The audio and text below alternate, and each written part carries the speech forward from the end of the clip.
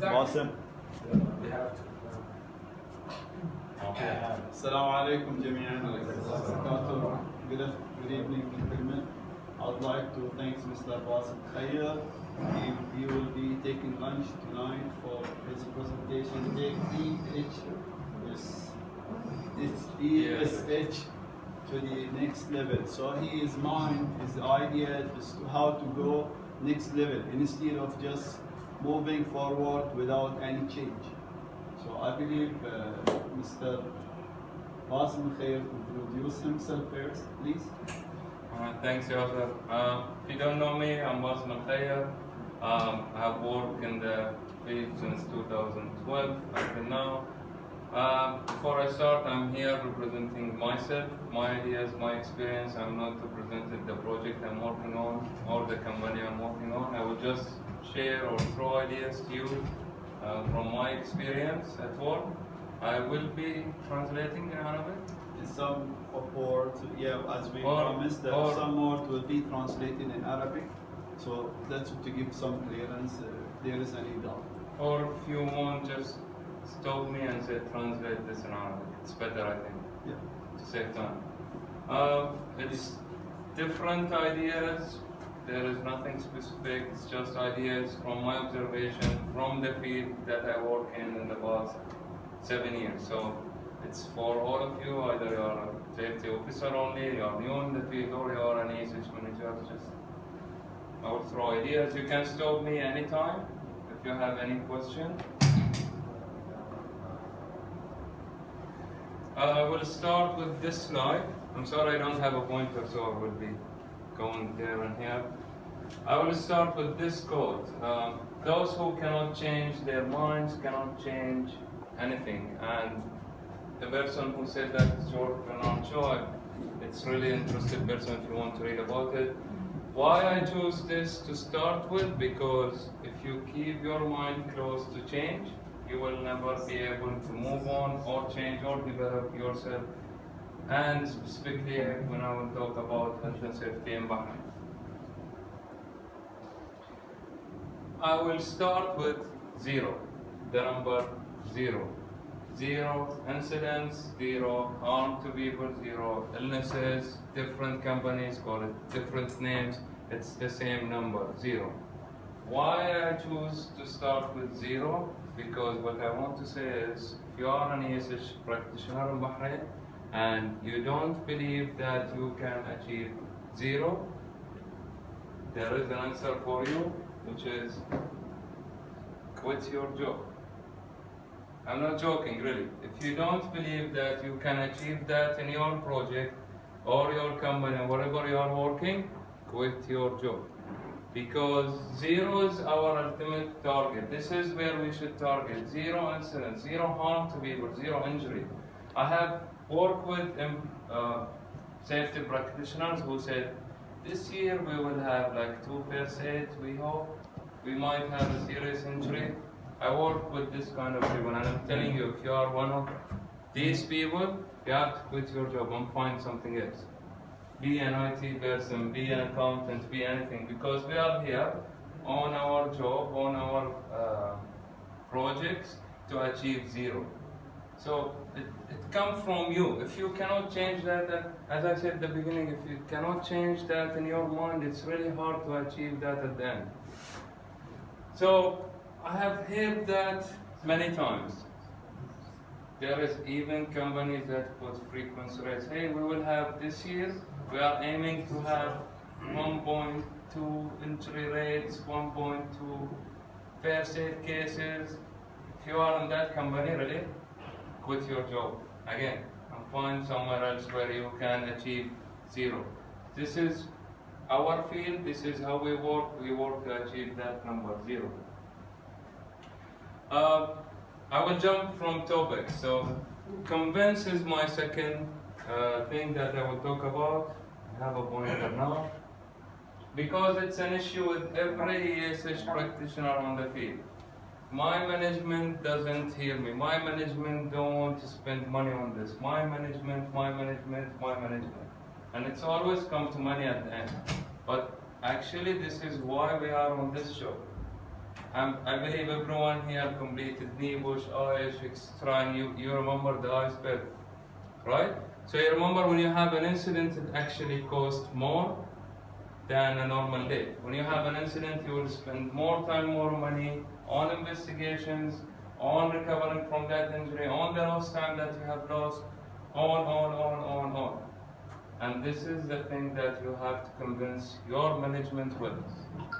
They only care about money and time. And actually I choose these two photos because this is what they actually think, that we are an umbrella and we are dragging them down, we are more cost, but actually we should be like this umbrella. So this is where you come.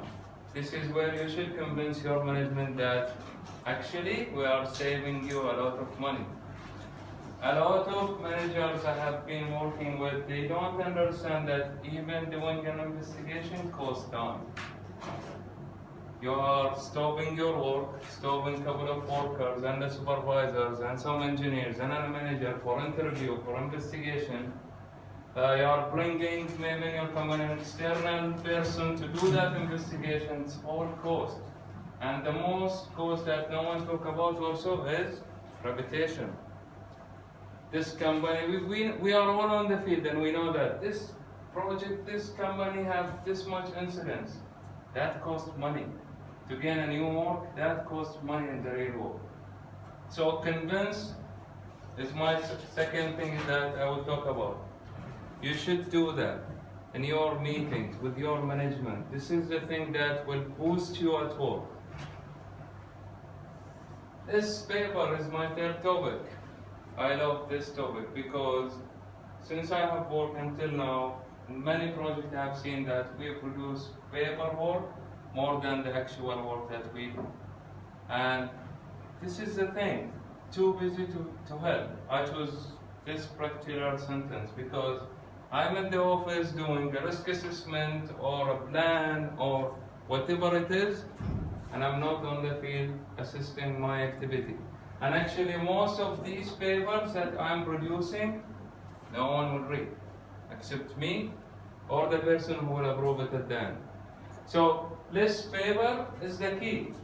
If you complicate your plan for work, if you are complicating all these stuff, you are actually just wasting your time. And the person who will approve it, and the person who will carry it on site, and he don't even speak or read English. We have seen these kinds of supervisors. So this paper, planning is the key. I'm not saying don't plan your activity. Planning is the key to prevent any incident from happening. Plan it. That's the first step. Plan your activity or prevent any incident from happening. Planning is the key, but don't produce paper that you don't need. Again, to this paper, in some occasions, if you really calculate, and I have seen that especially for example in training or this stuff where you really print a lot of paper. In some occasions, buying an iPad will cost even less. You will cut less trees actually, and it will save you more money. Just calculate it. We think that the paper costs 20 fils, 30 fils, and the iPad costs 200 BD. But actually buying that iPad and making it easier for everyone to use on that project is actually cheaper. With planning, having a start meeting or a pre-start meeting or a toolbox talk, whatever you call it, is one of the strongest key to prevent any work-related incident. Anything.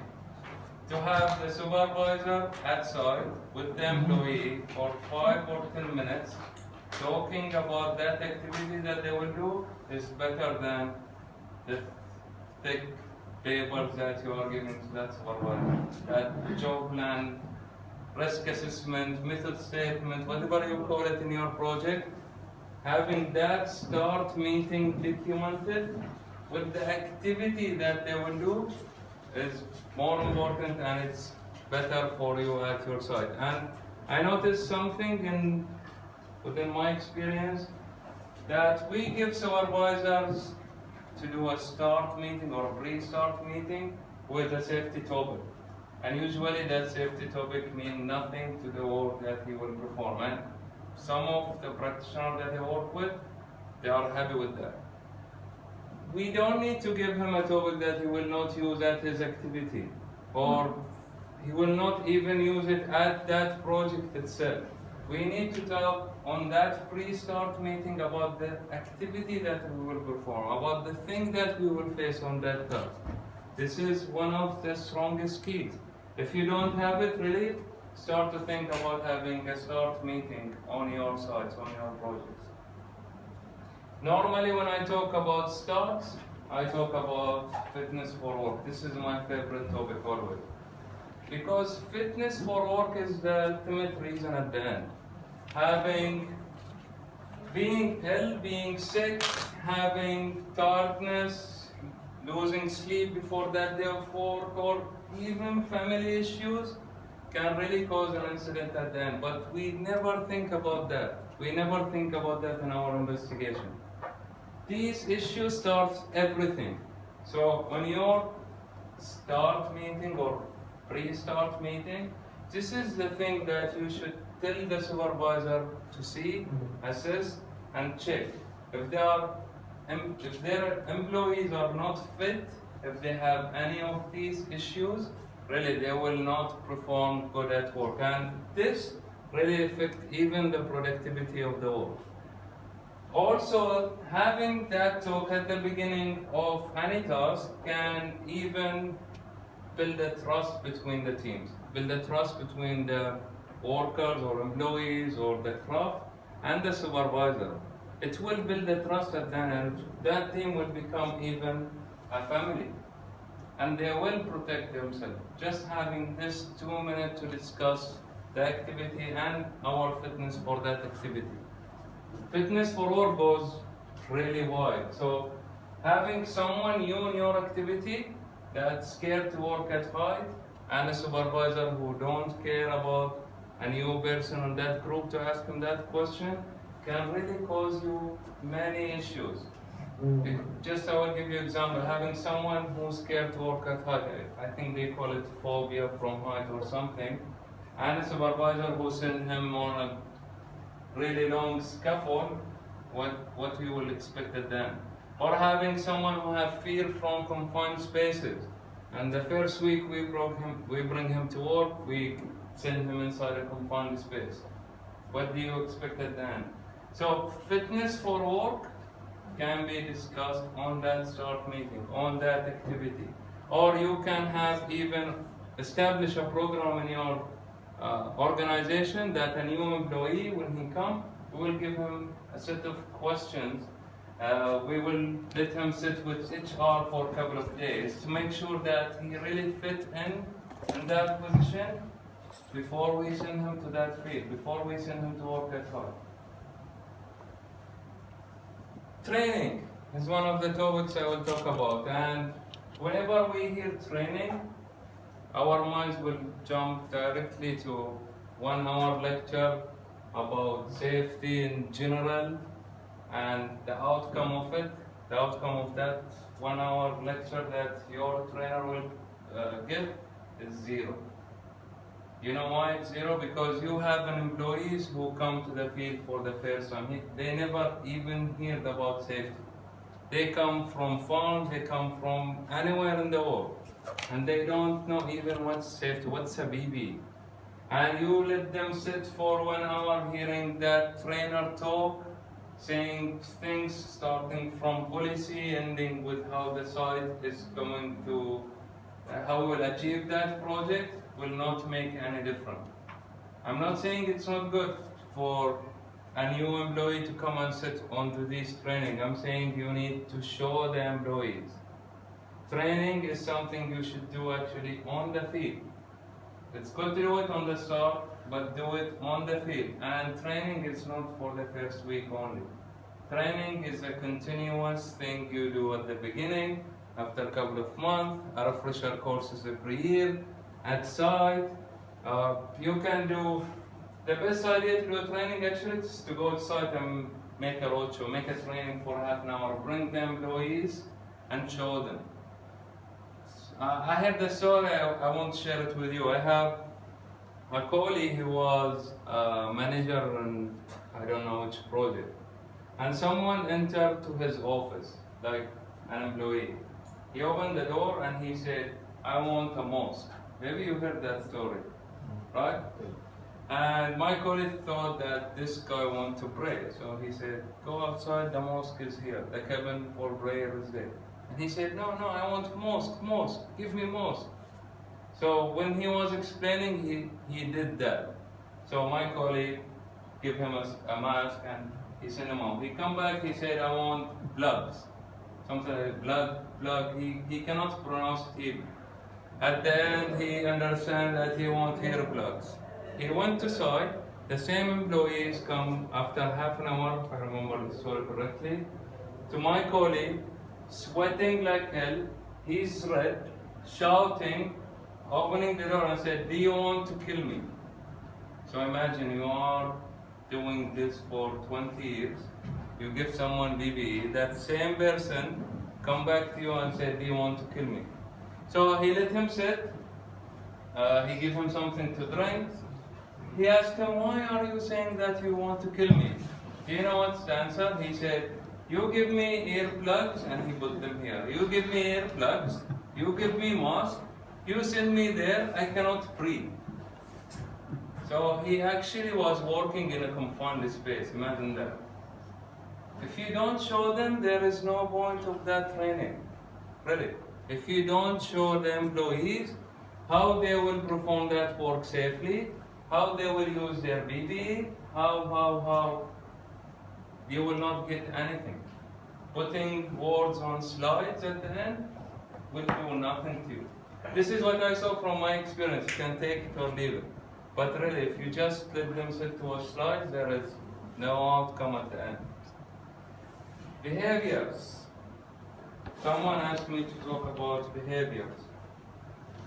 If I can play the video, it will be really good.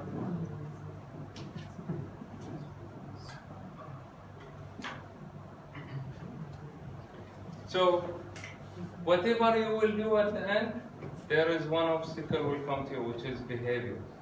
No matter what you do at the end, there is someone who will go and climb on that scaffold, climb on that tank, without a safety harness, without a fall protection, without.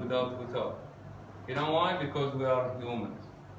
We are humans. At the end, we are humans. Video.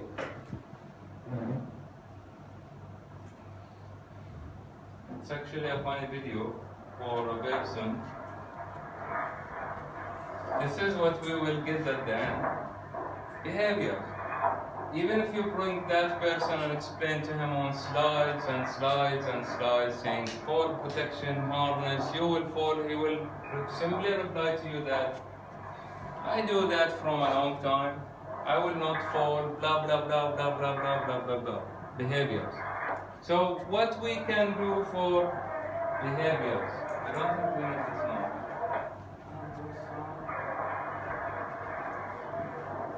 If you are waiting for him to fall, actually he will not fall on that video. So you don't need to wait. Behaviors, can we change them? What do you, I want to ask you now, can we change them? Yes. Can we really do something about behavior? Yes? Yes. Give me an idea. By the training, visual training. Behavior can be changed to put people on in between a group of people.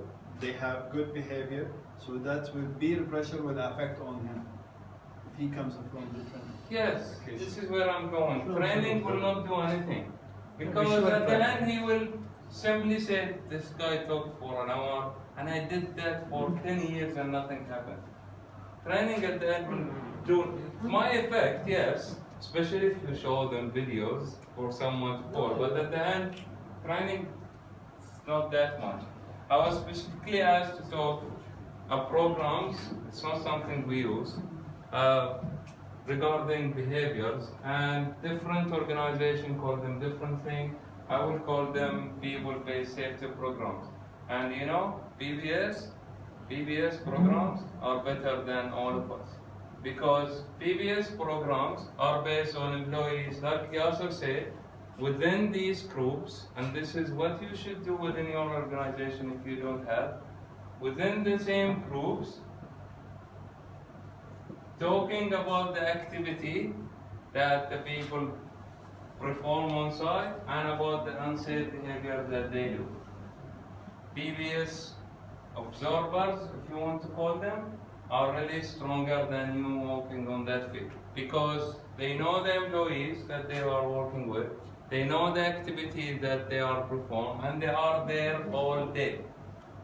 Most of us don't spend all day on the field, and I can understand we have other things to do. Actually, we don't need to be all day on the field. But if you use a person and you give him a special vest, let's say, and say, hey, I want you to be the BBS observer on that area, that person can be really affected even more than you even. Believe me, BBS within the companies that I work with are more stronger than even me. Because they are there all the time. Because they can talk the same language. They know everyone there and everyone trusts them as well. They have worked years with them. But not always. If he would, together with the other colleague, not always getting safety behavior. Yeah, I will reach to that. So the first thing you should do when you do a BBS programs or any kind of behavioral programs is to keep it non-blame, no gain, something like this. I don't know what they call it in different organizations. Something that you don't blame them. So if someone from BBS report anything to you, you should never do any action regarding that person. This is where BBS will be really effective, I believe. BBS will not solve everything. Of course, as I said, training, planning, start meetings, etc. will do some effect, but from what I see, BBS can make a big difference. Maybe with the laborers, but supervisors or manager sometimes not fit. If he talking with the senior supervisor regarding to get good behavior, but not really. Now maybe I didn't choose a slide for supervisors. You are correct. I didn't choose a slide for supervisors and the competency. But you are correct. BBS will solve only behaviors from workers at the site, but they will not solve the issues with the unexperienced supervisor. Without a slide, I will say that we need to make sure that our supervisors also are competent to do that activity. If our supervisors are not, actually I will talk about supervisors now. If our supervisors are not convinced with safety, I think we need to do a different action for these supervisors. Because if you have a supervisor, it's like having a bus driver that do unsafe behaviors in the road. Yeah. That bus driver having 16 human being at the back of his chair. So having a supervisor with unsafe behaviors is the same thing because he's actually instructing the employees to perform that activity. So to solve the supervisor issues, I believe that we need to deal with the supervisor from the beginning, from the roots. So if that supervisor is, I will reach to that and I will not care about safety because I keep hearing that, oh, whatever I will do, the supervisor at the end is not care. Yeah. He care about something at the end, and if he don't care about usage, he care about his paycheck.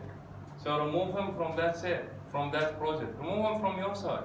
Why I have a supervisor who violating and sending employees to a live operation area? I have that kind of supervisors.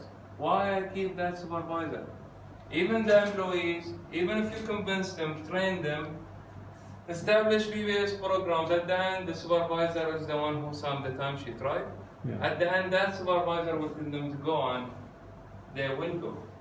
Supervisors are also a critical area that we need to solve. To achieve zero, as I said at the beginning, supervisors is one of the key. So, common questions for the safety practitioners on the field. I hear these questions a lot. This is why I choose to put these questions before ending this presentation.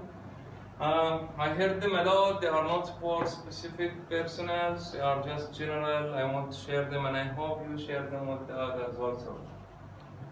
I keep hearing that. How to utilize the subcontractors? We bring subcontractors to our job, and the subcontractors are doing nothing. The subcontractors doesn't care. The subcontractor usage guy never show up. I keep hearing that question, and to answer it, it's really simple. At the end, you are paying to that subcontractor. Actually, your company, your organization is paying money for that subcontractor. If it's that subcontractor is not fit, you need to choose another subcontractor. You are paying them money. I don't know how that we cannot control them. And I get subcontractors who are not qualified. They want to do it. I get subcontractor usage practitioners who's not qualified. They want to do it, but they don't know what to do. They don't know how to do it. And how to utilize them is teach it, show them, train them. Train these usage guys. Train these usage guys or women in general. Train them, because you can utilize them if they understand what you want from them. If you bring a subcontractor within your project or organization and throw them on site, throw them a million procedure and say, and you walk after a week, let's say, on that site, on that project, on their activity place, and you want this procedure to be applied, no one. They will not be able even to read them. If you don't show them, if they don't understand what you want from them, there is no hope that they will do it. It is your project, it is your organization, you have your own rule. You bring someone new, you bring someone to work, and there you have to show them, teach them. And I found it successful actually, to show them, teach them, especially the usage practitioners that working within your subcontractor. It's really successful thing that I tried. The supervisor doesn't care, I keep hearing that. Whatever I will do, that supervisor doesn't care. He will never change. This is his behavior. He is caring about the progress only. We hear that a lot, right? If he doesn't care really, he cares at the end about his paycheck. Remove that supervisor. Simple as it. Remove him. If he doesn't care really, if he put employees at risk, why you are keeping him on that project or within your organization? Raise that or elevate it to your management and say, we talked about cost, right? About convince and cost, and say, this supervisor is costing you money, because one day he will have an incident or he will have within his team a serious injury that will cost you because of 1, 2, 3. I learned something also from Ali actually, is record. Record everything. If you want to show your management something about a person, record it. That supervisor did 1, 2, 3 on that day, on that event, on that task, on that activity, on that project. Record it and elevate it to your management. This is especially for the local guys. I don't get paid much. My salary is nothing. They give that guy more than me. They give that guy more than me. I will go back to the first guy, 0. So if you are staying within an organization and say, I don't get paid much, so I will sit in the cabin, do nothing, you are not helping the employees that you are working with to achieve 0. You are not helping them or trying to prevent any more related injury or incident in general. If you are not getting paid much, resign, change your company, go to another organization. If you say that this organization is paying more than my organization, then why the hell you are staying there? Just change it. If you sit and do nothing, you are putting employees at risk, because that organization brought you to achieve that 0 goal, to achieve 0 occupational injury or illnesses. So if you are not fitted for that work, or you think that you don't get paid much, just change that organization. Find somewhere else to pay you more, but don't keep employees at risk. And the last question that I think people ask me a lot. This is people culture. How many times I hear that? This is people culture, we cannot change it. No, you can't change it. You can't change it. With training, with information, with showing them actually what could happen to them, you can change them. When I was 18, I think, when I took my driving license, I didn't wear a seatbelt at the early months, or even the year, in that year. I was just studying English. I was not wearing a seatbelt. But then I have changed. Although 18 years of my life I didn't wear a seatbelt, but when I understand why I need that seatbelt and how can the seatbelt prevent me from being ejected from a vehicle in case of an incident, I started to wear a seatbelt. You can change people behavior either. So don't use people culture as an excuse for you and say it's people culture. Let them just sign that toolbox that I did for them, and whatever happened, happened. Again, if you really don't care this much, if you really expect to have an incident in your workplace, you need to find another job. Organization. Do I need to translate anything that I said in Arabic? Do you have any question in English or Arabic? Can you just give a small paragraph in Arabic for the guys about all the procedure? In very short, simple. Okay. Just back to the question. That would be more enough. Questions in Arabic. شلون استخدم المقاولين اللي يشتغلون تحتي؟ هاي واحد من الاسئله اللي واجد اسمعها، شلون اقدر استخدم المقاولين اللي يشتغلون تحتي في الشركه؟ في النهايه انت قاعد تدفع لهاي المقاولين، واذا انت قاعد تدفع لهم ما قاعد تحصل الشيء اللي تبغاه، لازم تشوف لك طريقه غير هاي المقاول يشتغل تحتك. في النهايه هاي ياخذون فلوس عشان يسوون لك شغل، في النهايه هم موافقين على البروسيجر مال شركتكم. السؤال الثاني في نفس النطاق ان شلون استخدم مثلا السيفتي مال السب كونتراكتر هاي اللي يشتغل، شلون استخدمه اذا هو مثلا مو متعلم، مو ماخذ نيوز، مو ماخذ شو، تصير نواجذ هذه ما نعرف شلون نستخدم هذا الشخص. جواب مالي يكون علمي. في واجد منهم يكونون يبون يسوون الشيء بس ما يعرفون. اذا هو ما يبي غيره، هاي سب كونتراكتر، هذا المدير مالهم يقول له هاي بدل، هذا ما بيسويها. بس في غيرهم يبي الشغله بس ما عنده الخبره، ما يدري ايش يسوي، فعلمه. انا استخدمت هاي الشيء ويا السب كونتراكترز قال لك هاي الشيء ناجح جدا. علمه البروسيجر مالك، انت تجيبه جديد للشركه وهو ما يدري وش البروسيجر مالك، جاي ما ادري من اي مشروع، سامع اشياء كلش غير، ما يدري شنو انت تبي، لا تتوقع في اسبوع اسبوعين بيفهم انت شنو تبي، في النهايه لازم تتعلم. السوبرفايزر ما يهتم، هاي ازيد شيء احنا نستخدمه، واجد اسمع هذه، السوبرفايزر ما يهتم، السوبرفايزر ما يبي يسوي. في النهايه السوبرفايزر يهتم لشيء، لازم يصير هو يهتم له ما اهتم لك اي شيء في الدنيا، ما اهتم لك، ما اهتم للقوانين، ما اهتم لاي شيء، يهتم لفلوسك. في النهايه اذا قلت له هاي السوبرفايزر انا بشيلك بيهتم، اذا ما اهتم شيله.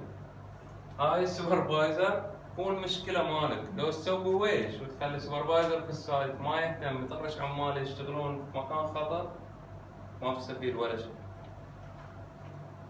هاي واجد اسمع خصوم البحرينيين، يعني قلت هاي الشيء بالضبط للبحرينيين، لان كله يقولون معاشي قليل، معاشي ما يجزي، هاي الشركه تدفع زياده، هذه السلمه زين مني، هاي جابوه من نادره يديره والسلمه زين مني. اذا انت تقول كذي اطلع من شركتك وروح شركه غير. اطلع، لا تقعد في مكانك 15 سنوات قاعد تسلم معاه زايد تقول هاي الشركه يعطونا زين مني، زين روح. يا انت مو مناسب لهذه الشركه يا روح ليه هاي الشركه، بس تقعد في مكانك وتقول انا ما استلم معاش، بقعد في الكابينه ولا بطلع كم ساعه بهرب من الشغل لان انا معاشي ضعيف ولا ما يدفعون لي علاوه نفس الاجنبي، في النهايه انت تعرض غيرك للخطر. انت ما قاعد تسوي شغل، الشركه جابتك عشان تسوي شغله معينه انت ما قاعد تسويها. يعرض نفسه اصلا للمساعده القانونيه في حال عدم العمل بما يمس القانون. بالضبط.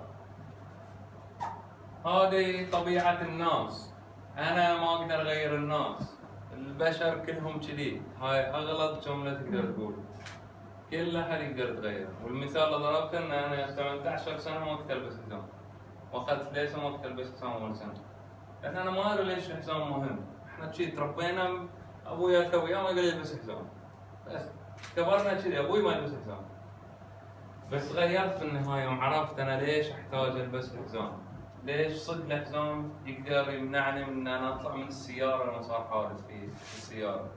كل من يتغير استخدم الطريقه المناسبه للشخص، ما كل شخص غير، في واحد قاعد في محاضرات فهمه وش معنى الحزام بيفهم، واحد ما بيفهم لان شاف فيديو واحد يطير من السياره صدق، واحد ما بيفهم لان وديته الحزام راويته قلت له شوف الحين شلون الحزام بيلبس عليك، راويته بعيونه. كل الناس لهم طريقه يفهمون، كل الناس يتغيرون، ما في شيء اسمه هاي احنا بشر وما بنتغير. That's enough in Arabic. So ask me any questions. If it's about my project, I cannot answer. Yes. Can you go back to the same slide? I have one question. Actually, I have many questions, but I will start. We have time. Yes, we have. Which stuff? The last slide only. Regarding how we are utilizing the subcontractor, there is such kind of the discrimination. For me as a contractor, if I'm having such kind of the professional people, so I can utilize them. I have some of my team who work for 14 years, 16 years, 12 years. We will deal what is the actual, what we are dealing with the subcontractor like they are lower and we are upper. This is what happened. This is the actual things. I work abroad with a French company, Lafarge. You can just Google it. Lafarge, which is we was working in the desert. They said one word: you and us. We are working for one reason. What is the reason? To protect the lives of people. But when you will deal with me, you are hired because you are a client. I'm just. It's very good and nice statement what you mentioned here. This is the actual thing. What is happening? It's such kind of discrimination. Tafriqa. This is what is the actual. Really correct. So the subcontractors in general, they are a company or organization we bring to our project or to our organization to achieve something at the end. The whole company is coming to help us to achieve that thing at the end. So the to believe that's why they are here, and at the end, what is the benefit? What they are going to gain? All of us, we are going to gain something. That's something I didn't mention, but you are 100% correct. If you treat them that they are lower than you and you are the person, I have subcontractors, believe me, that they know more stuff more than even me. But because I have make the work organization like we are one team to achieve one thing, this is how we will success at the end. Any other question? Yes. Regarding the zero, what you are saying, sometimes the company are keeping zero depend on some of the statistics. It's not by them feelings, it's a fact. It's a matter of feelings. It's not a matter of feeling, it's a matter of fact. While we are saying a human being, a human behavior, yes. As you said, that I take many years to believe with the safety belt, correct or not? So you cannot force the people, or you cannot hide something with the force that we are a good company with good reputation. It's not matching, or it's not good for us as a XYZ company to show that we have a zero target and we go to one.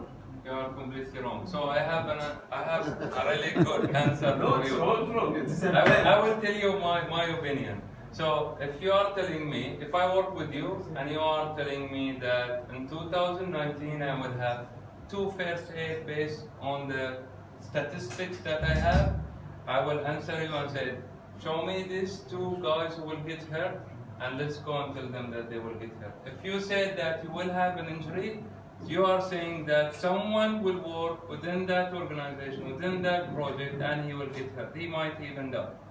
So, if you don't really believe in zero, it's really hard to convince you. I don't know how to convince you. But zero is the ultimate number. If you put any number except zero, please tell me who's that person, and really, let's go for that employee who come with that paycheck and said, hey, in this project, you will broke your hand. Because in the past 10 years, every year someone break his hand doing the same I activity. have one question. When the accident happened, and when the accident and how long it will take? When and how long it will take? Then you will get the answer. You get my point? No. I mean, when the accident will happen at any time, while implementing all the standards and procedure, again, something will happen. Some of the people who did a mistake, who got injured or who lose his life, he was working for 25 years. But due to the overconfidence, that he lose his life. He knows the standard by himself. We talked about behaviors, but if you believe that this will happen, really you need to quit your job. This is not to you, to everyone. No. Because the company or the organization brought you to achieve that goal. It should come from you, from inside. If you really believe that you will have first aid cases, just go and be an IT person and let someone else handle that activity. It's correct. You should ask yourself when the incident will happen, how it will happen, based on the statistics and the history that you have.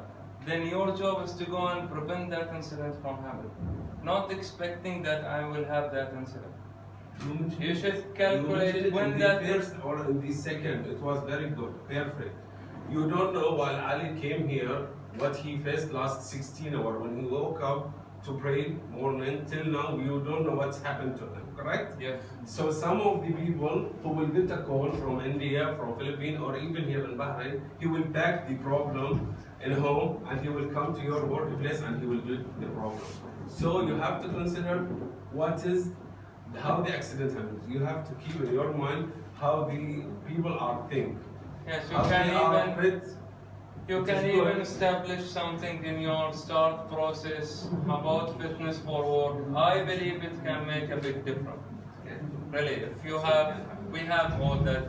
Most of us are married here. You have a fight with your wife the second day at work.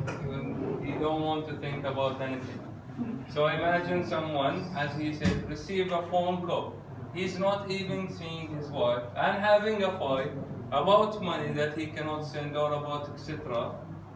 What is his mood on the second day? How he will perform that activity? Especially if you give that person a critical activity. His mind will be on that fight, on that thing that's 100 or 1,000 kilometers away from where he's working. So there is a big chance for the accident. Yes. So one of the tools is fitness for At the work. end, Any other questions from At the someone end, else? before I just numbers is just to, as he said, is a target. Yes. But something could go. You have So to. it's a number expecting this. That's our target. Our target is the smartest is to keep zero. But if we say 5 injuries in a year, that just estimated. If you say just 5, oh, okay, we have 4, still we will have 1. If we think in that way, it affects. It will affect. It's at the end. With- Number, Abu Ali. Yeah, quit the job and tell everybody to move out. It's not a logical thing. You didn't say put the people move out. You said quit your job and have someone And then else we'll to keep fill this that job. discuss it at another place. We'll give a chance to another person. I have a comment about the pre-job safety meeting. If you can go back to the slide about the meeting. Okay. So for the meeting, yes, I already knew about the meeting. It can help a lot, but the quality of this, you cannot ensure that the quality of the pre-job safety meeting because you cannot be in everywhere at the same time. You are one safety supervisor, or even if you have 10, but you have 100 crew or team. They are working in many different areas, mainly for the oil and feed, oil and gas field. But if you can ensure that by training the crew chief or crew leader for each group. If you send a group, you can train these team leaders, give them more topics or training about the safety, then they will look after their employee safety. In this way, you can ensure the quality of the breach of safety meeting. Otherwise, even if you depend on yourself to do the startup meeting for everyone, you cannot achieve it. So This mainly for the contracting job. In the one place it will be, yes, it will work. But if there are people working in many areas, it will be difficult. What you can do, you can train the supervisors, give them the. I will ask you to try two things. First is tell the crew that we expect from the supervisor to give you 1, 2, 3. Tell the crew, because most of the employees that I've seen, the employees, the workers, the laborers, drivers, whatever, are really caring about their safety. So they actually ask the supervisors, but you still have supervisors who don't do it correctly. So if you tell them what you expect from that supervisor, they will stop that supervisor and say, hey, you didn't tell us how we will do this. You didn't tell us, you didn't record, you didn't do it. Second thing I want you to try, and we have tried this, is to have a simple, an easy evaluation or a checklist for the start meetings. Try to produce a checklist, what do you expect from a supervisor, and rate him based on it. And don't stop him during that toolbox or start or pre-start. Let him finish and take him to a side and say, I'm expecting from you to improve in this and this and this and this. It actually works. Because again you increase the paperwork. Okay, let's continue. Still you can have an iPad. As I said, you can still have an iPad and do all these stuff. What I'm saying is, even without a paper, just go there, stand with that. You have 100, you will not be able to do them unless you work 100 days. So you will do one by one, by one, by one. But at the end, they learn from each other. The employees shifting from groups, and it will help you. Just stand with them on that start and teach them. Teach them on field. There is no point of teaching them with slides about start or whatever. You need to teach them on field. Any other question? No, okay, okay, if any contractors, if working in the project, like we can take it as a scaffolding. So we can feel the different way of working. The same contractors, if you are working outside, so you can feel different kind of work. Which one making them to follow the procedure at the project? Which one is not allowing them to follow the project at the outside of the project?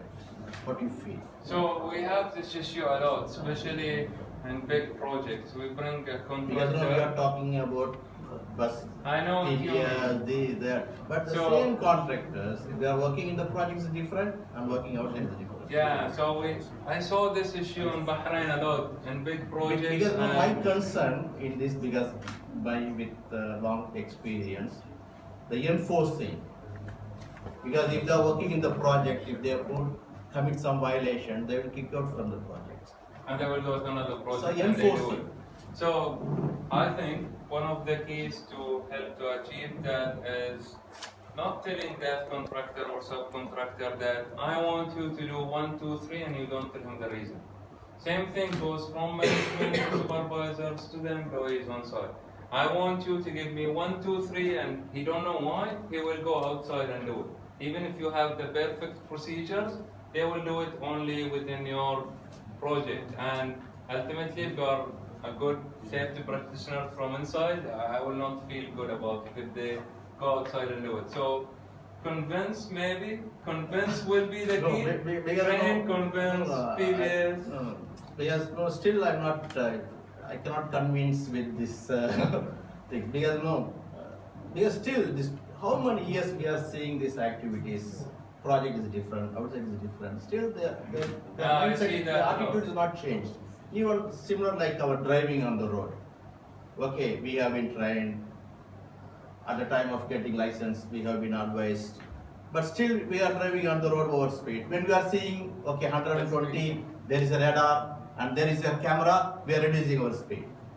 Then after crossing it, we are increasing our speed because enforcing, we are afraid of. This is what I want to say. So You cannot enforcing is it. very important, is my concern. Yeah, that's true. If you are just enforcing them on your procedures and rules, they will go outside and they will If do you that. talk with the people politely. So convince them, am I correct? No. It's convince at the end, right? Don't enforce it, convince them why we That's should what I'm do saying. it. Convince will not give 100% result. We have to enforce them. We have to. No, I said the other way. Yes. Wait, Because we I'm are saying- convincing, nothing happened. I'm saying the other way. If you just enforce it, they will speed after that speed camera. Shall I Have a put question? here? There are three things: moral, legal, and what? Economic. Right?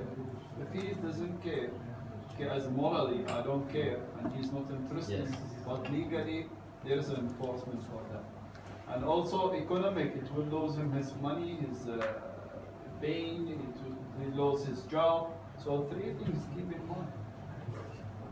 You get it? Yes.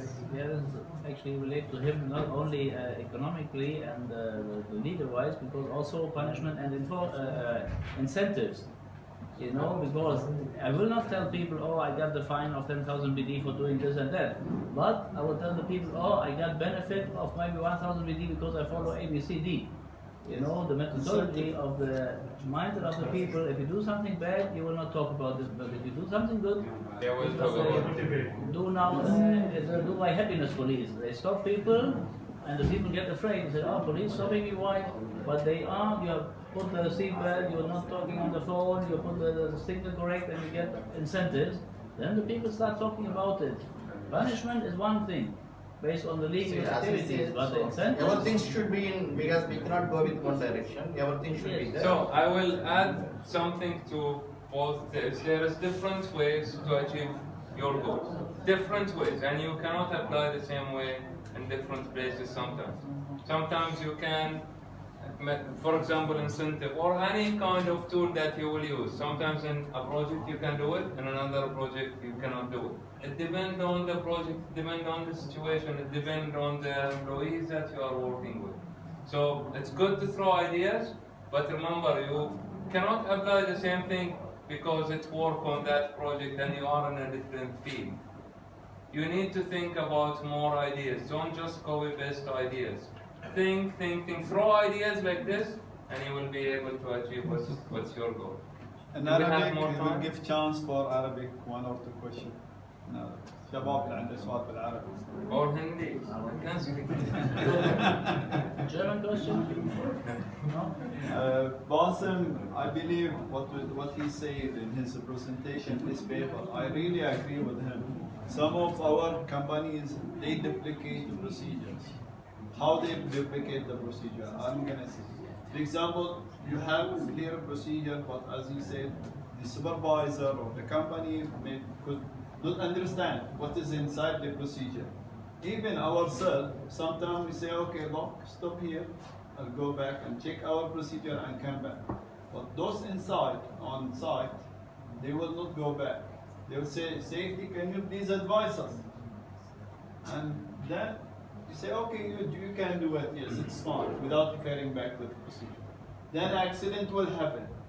The consequence, based on the consequence, they will go back and say, okay, we'll make a checklist, okay, from tomorrow as a corrective action to have similar accident, do 1, 2, 3, 4.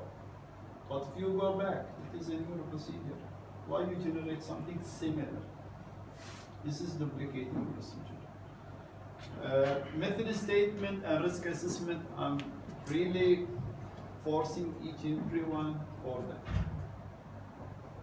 Company, engineer, safety officer, supervisor, everyone will write whatever it is there, the agreement, they will put control, they will put everything in place. And once we approve it, then to go to the site, put it in the permit. Sir, I need a permit. This is an approved method statement risk assessment.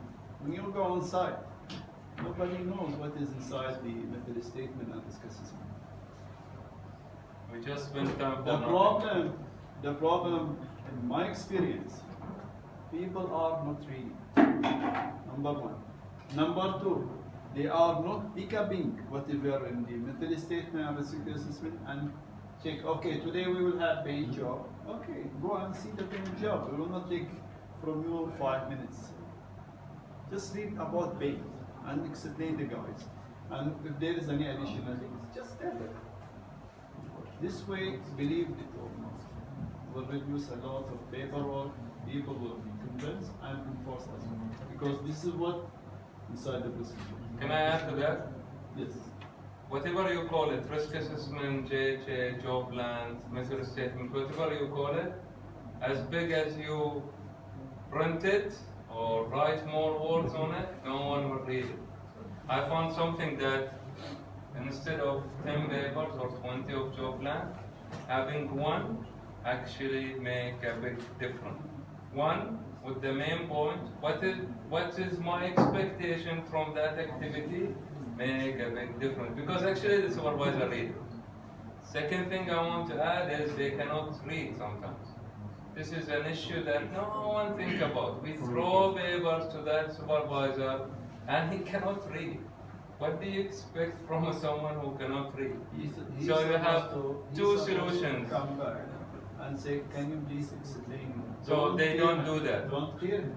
Don't. Be as a relationship to come to you. So regarding they cannot read, there is one thing that I believe that you should not try. Don't try to translate. Because when you translate, you lose the meaning in sometimes. So try to show them, teach them, explain it if they cannot read. Don't try to translate. This is my message. I have a question. Bassem, sometimes it is a client requirement and we need to verify the client requirement. Otherwise, So no, I have clients here, so my message to them. no, That's we have a client requirement either here. I know what they mean. So try to convince everyone, even your client, and say, if I give him a 20 paper to read regarding one simple task, he will not actually read and he will not know how to do that task. If I give him one paper that summarizes what I expect, what is the procedure to follow on this specific task, will be Their much different. expectation, the client expectation is to discuss it during this toolbox meeting, and that's what they But they did. don't do. No, they did it in Aramco side. I already work in Aramco side during the toolbox meeting or pre-job safety meeting. They discussed the JHA That's what they should do, yes. and they sign it, and the foreman sign it after they discuss it. So they discuss some point from this JHA. That's what their expectation, okay, to discuss it. But if the people they did not discuss it, that's mean You will have an issue with that. You will stand for nothing. There is a question there, right? Just wanted to add something. There are two things, two reasons happening an incident. One is a communication gap between the supervisor and the employee who is actually working in the field. Because that supervisor writes all the procedure, all the risk assessments, method assessment, everything, but he doesn't communicate properly to his employees who are working in the field actually. So this is the one reason. So, Second, I just sorry because I will forget your third question. Start is the key for this communication. I mentioned start because really we need to communicate whatever we put on these papers to the crew on the field. Start really, it's like a pre-risk assessment or an actual risk assessment of the activity. There is one key, it's really important about pre-start meetings, is the employees will stand actually and they will see the work location. At the end we are humans. We do mistakes, we forget. So that supervisor will do a mistake, will forget something. But having the crew that work with that supervisor, seeing that activity, talking about it, it's like doing a risk assessment. second thing that we should empower our employees or subcontractors. They can speak up because we know they have experience. They might have some experience in their past. So we should empower them to speak up the cases they have learned from their experiences. So as I answered my colleague, is you should actually work with the subcontractor to achieve the same thing. You are working with them, you are not working above them, you are working with them. There is one thing I didn't mention, it's good you remind me. I have subcontractors or even employees in the project, they point issues about other subcontractors or about your organization, or they take actually videos and wait for the day that they will use it against you in a meeting. That's one of the biggest mistakes that you are doing. You really need to resign if you are doing that. Just find another job, because again, we are here to protect employees. You see something else nearby, go and talk with them. You see another subcontractor, go and talk with them. You are a client, go and talk with them. You are a subcontractor, talk with your client or with your subcontractor. I tried that in one of the areas in my project where I had the subcontractors, and I tried to convince them with that. At the end, I had ESH practitioners having observation and correcting that observation without even letting me know. So you're 100% correct. Using subcontractors together as a team with them will achieve that zero goal. I think it would be useful, but sometimes make a conflict between the subcontractor and the others. It don't. It If could you are be. working on Every this, time if I interacted to this contractor or labor or anybody, who are you? So- This is the problem again. this is where you should be. If you are in a client position, this is where you should establish a way that we are all working together to achieve a goal. So if I have a subcontractor that put a supervisor and a subcontractor that put his employees at risk all day, all activities, life-threatening risk especially, yes, you need to stop them every day. You need actually to find something to solve that issue with that supervisor. I think we need to end up, and we need to, inshallah, after this session, Bassem will be available for more explanation, or we can discuss each other. So really interesting topic, Bassem, and would like to thank you for good effort you spent on these slides and delivering very good presentation. I believe that each and everyone has with his own experience. Whatever is, you are open to come and deliver your experience, and we have a lot, and we are planning, inshallah, next time, inshallah, to have one topic involve your employees and developing or help your HSE performance. That is a good topic that we are planning, inshallah, maybe not next coming 2 months, inshallah, we will have. And next month, inshallah, we will have maybe about something about financial, how we control the financial, how we understand the financial. So we are trying to have different presentation, different topics. At the end, it is for us. It is sharing knowledge. I would like to call Mr. Hassan Al-Aoud, Mehsen, Muhammad, Hassan. Please, we would like to give at least small award to Mr. Bassem for his Then we will take a group photo. حياك باسم. حياك أبو محمد. حياك أبو حسين يا أبو علي. نوقف على صوب أبو علي.